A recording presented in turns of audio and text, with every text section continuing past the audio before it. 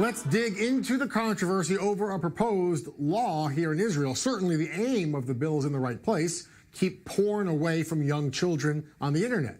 But one proposed solution to this is causing a lot of outrage. The original text of the so-called anti-porn bill was written so that online pornographic content would be automatically filtered out.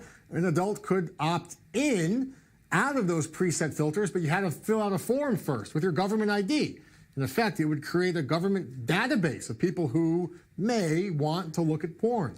Netanyahu himself spoke out against that version of the legislation, admitting there are too many gray areas in interpreting of what counts as pornography. Other lawmakers, too, noted the risk for privacy rights abuses. A new version of the bill from a few days ago flips the script, kind of. It now requires internet service providers to ask users first to what extent, if any, they wish to block pornographic content online. With me now in studio is Dan Or-Hof. Dan is a well-known internet and privacy attorney.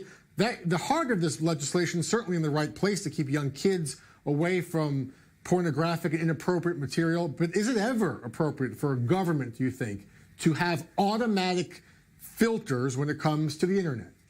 Yeah, well, it's always a good question because what we see lately throughout the recent years is that governments, not just the Israeli, are making attempts to regulate content online. It's not just about pornographic material. It's about a whole lot of other types of content, such as incitement, games with violence, etc. This is the type of content that we're dealing with.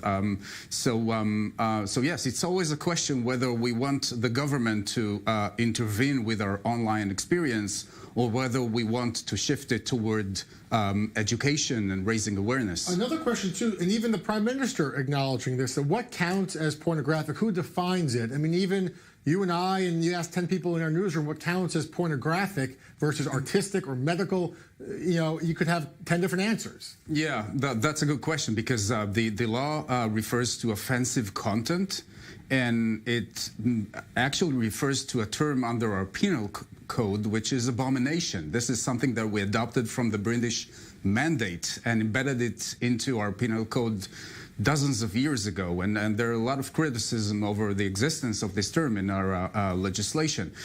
So yes, it's a very good question. Who will decide what is abomination? Will it be government officials? Will it be unknown employees in internet service providers who will decide for us whether it's allowed content or prohibited? How do you draw, at some point, do you have to draw a line? I mean, that balance between Big Brother monitoring what you can and cannot view, collecting information on which websites people are going to, versus the need to protect children from bad things online. Well, it's always the right question. There are specific contents that you know them when you see them, and they're obviously offensive. There's a U.S. Supreme Court case that has the exact thing, that a Supreme Court justice defined pornography as something, well, you know it when you see it. That's exactly, and there will always be borderline cases, and this is the main concern, because we will, you know, the main concerns would be, are we, do we have the necessary technology to support it? The right technology that would be able to pinpoint the right and the right type of content to block. Do you think that in this new legislation, the one that was amended just a few days ago, where now you have different levels that you could opt into, is that the right balance? Do you think this current bill, does it work, or are there still a lot of concerns for you as an attorney?